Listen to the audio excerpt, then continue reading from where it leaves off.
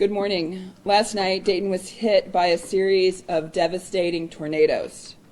We do not yet know the full extent of the damage, as crews are still working to reach affected areas.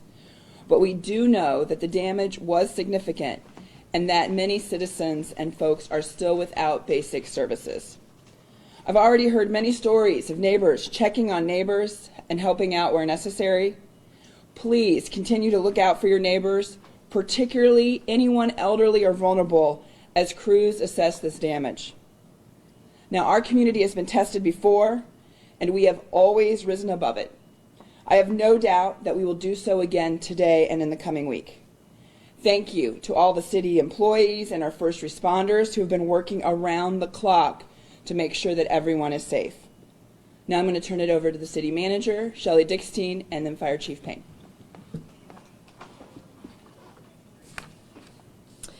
Good morning. I want to let you know what we've done so far since the wee hours of the morning.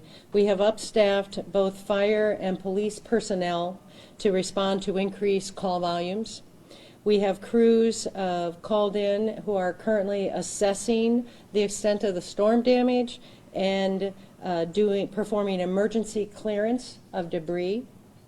And we have had citizens evacuated to Red Cross shelters. In addition to the emergency responses related to the storm, the power outage has impacted both water plants and our pump stations.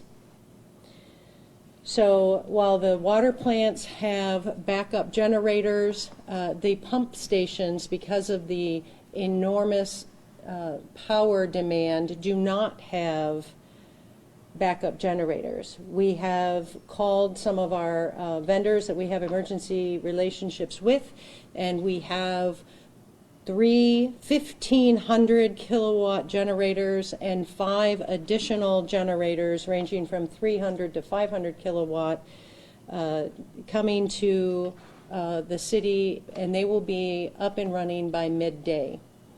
However, without the power to pump water, we will be destabilizing as a water system, which means that we will have to issue a system-wide boil advisory. And I want to make sure so that it is clear when I talk about a system-wide boil advisory, that is all of the city of Dayton and areas in Montgomery County served by Dayton Water. There are jurisdictions that will not be impacted by this boil advisory, and I want to make sure that I tell you who those systems are. That's Oakwood, Huber Heights, Vandalia, Englewood, Miamisburg, Union, and West Carrollton. Those communities are not impacted by the system-wide boil advisory that the city of Dayton and Montgomery County are putting into effect. Later this morning, shortly, we will have our boil advisory map up, and we will be sending out through social media and to the media the links for people to access that.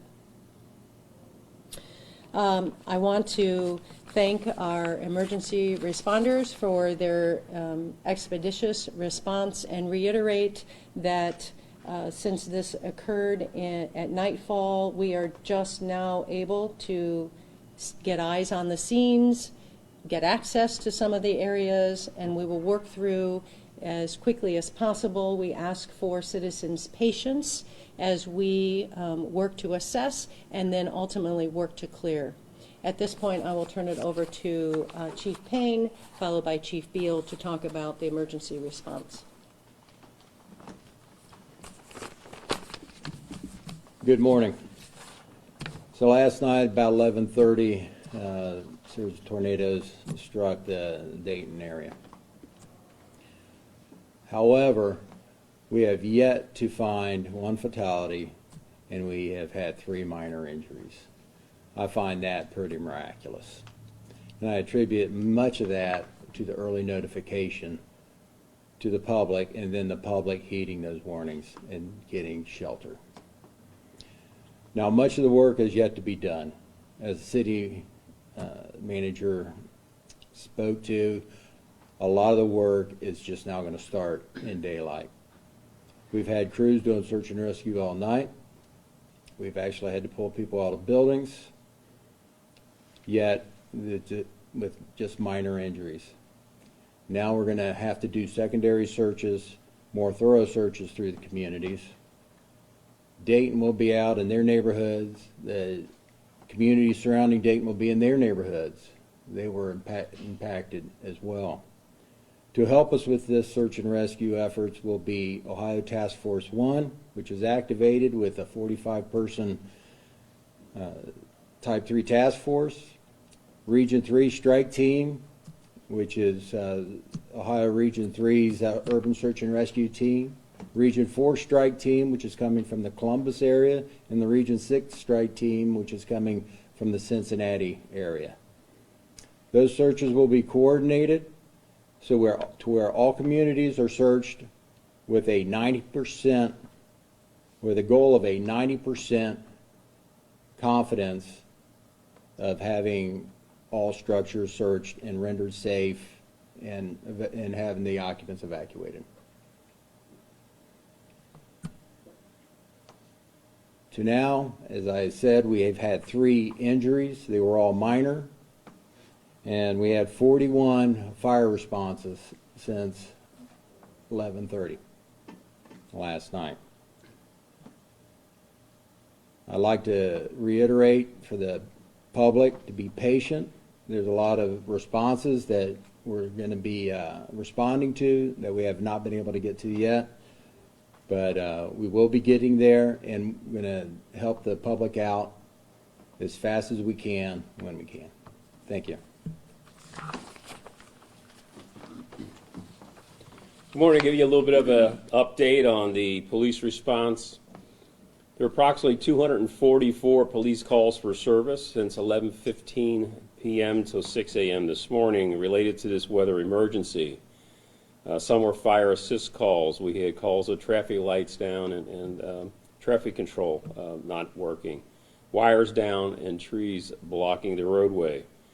We called in 23 off-duty crews to augment the forces that were already present. 29 crews remained on duty after their normal shifts. There are approximately 72 crews on duty to handle and respond to calls for service. Our responsibility is to assist with the evacuation, to address to the degree possible the problems related to traffic control, provide patrol in the areas without power, and also assist fire and public works. The areas were damaged included Riverside Drive and Siebenthaler. Tree damage. We had Foxton Court at Chute Mill Road, significant damage. DeWeese neighborhood had trees down and some damage to houses. Stanley and Troy, damage to buildings and cars. Kelly Avenue had significant damage to an apartment building on the street. Gateway Drive, the Action Sports Complex, had roof damage. It's quite visible even from Route 4. And the Springfield Drive with damage to buildings and vehicles. So pretty devastating storm, as you've already heard. And unfortunately, we can say, the best we know at this time, just very, very few minor injuries, but the work is still before us. Questions for anyone? Do we know how many people are without power at this point? I think that's a question for Dayton Power and Light. In regards to transportation, we know RTA is, with RTA, they're doing things. What about like the airport and stuff, what flights or any? The airport has had no damage or impact due to the storm. RTA has been particularly helpful with helping with the evacuations, helping get people from their homes to the emergency shelters. How long do you expect the boil advisory to last? I do not know at this point. We have to get the generators up and running and be able to see to what extent we can repressurize the system. I know that as similar as the last time, we've lost the high pressure system already as far as depressurization, but I'm not sure yet. After the last disruption, I guess the city concluded at the end kind of that the water was safe, safe the entire time. Mm-hmm. Is that possible in this, or did you really fear contamination? We always, as a precaution, do the boil advisory, and I don't speculate as to whether or not the water is safe or not safe. I think it's just important that people follow the boil advisory. Is federal or state aid an option you're pursuing at this time, and what is that process like, if so? At this time, the state aid that we're receiving is Ohio Task Force 1. Although they're a federal FEMA team, they are primarily a state of Ohio resource first. So that that team has been activated with the 45 personnel. In addition to that, they're going to have some live find as well as human remains dogs that are going to come help with the search and rescue. Any idea staffing wise, how many city of Dayton employees will be working on kind of response today? I don't think there's a real number, but it's safe to say that we have, aside from first responder teams that have been upstaffed, we've also doing all kinds of cross-staffing where we have the ability, the equipment operators and the equipment, to augment the emergency clearance of the roadways and public spaces. We obviously will be doing that as well. Are there any early indications of the number of structures or homes damaged versus destroyed? We don't have any information at this time. He's going to say several dozen? But we're still assessing. Just the sun just came. Are there still safety concerns at this point, like ongoing, not just like cleanup? Absolutely. This is a heightened sense of precaution that we're going to have, because even though the sun's coming up and people are getting out, we're going to have gas leaks. We've had gas leaks all night long. We're going to continue to have gas leaks. Once things seem to be stabilized, and they try to start their appliances back up, you have some hazards there. So it's going to be hazardous. You got some structural integrity issues.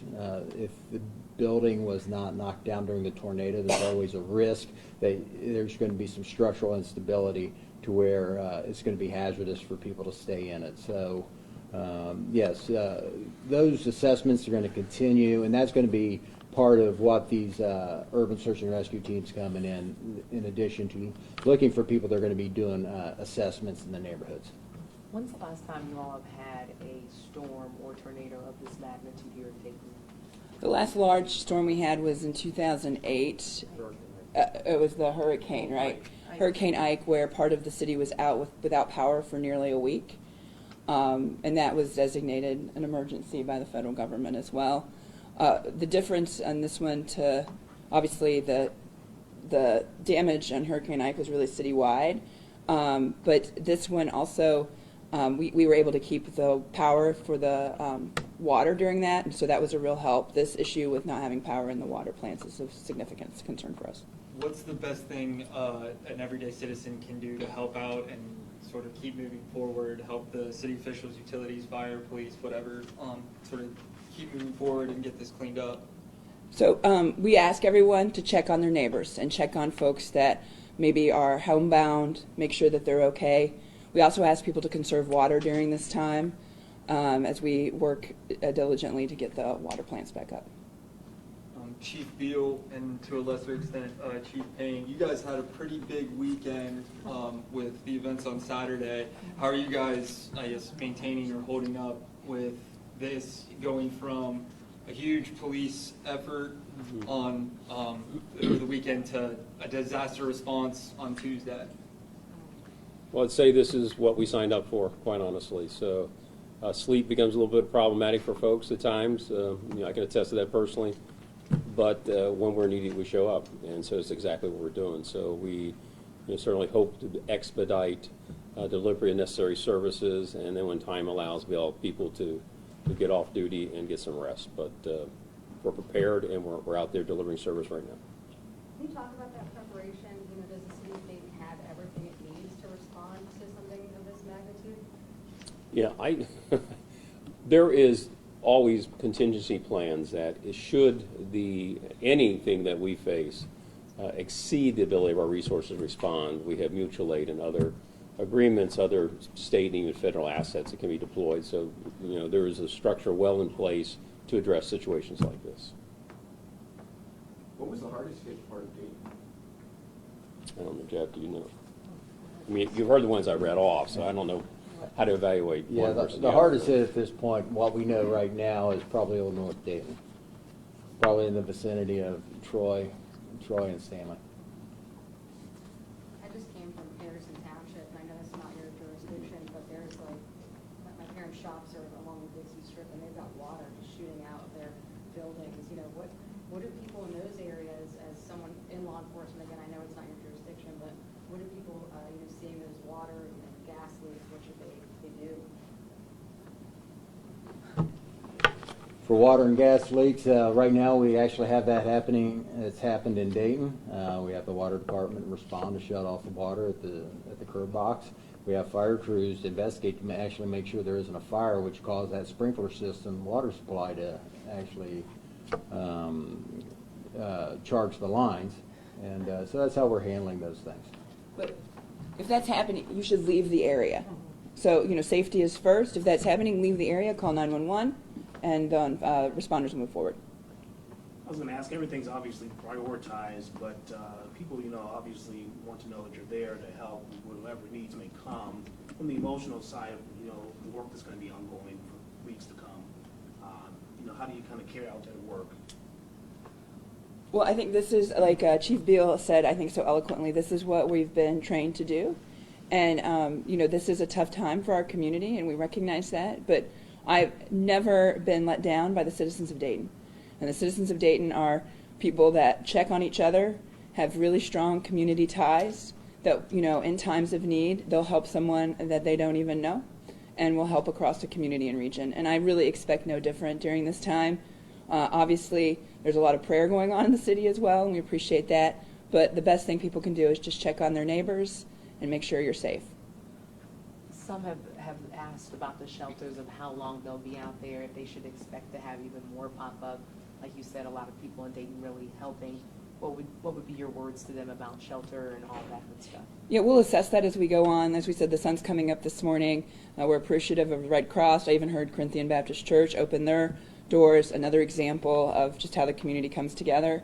So, that will be assessed as we continue on. Okay, I know you guys have lots to do today, so if you don't have any other questions, be safe out there, don't do anything stupid, and have a good day.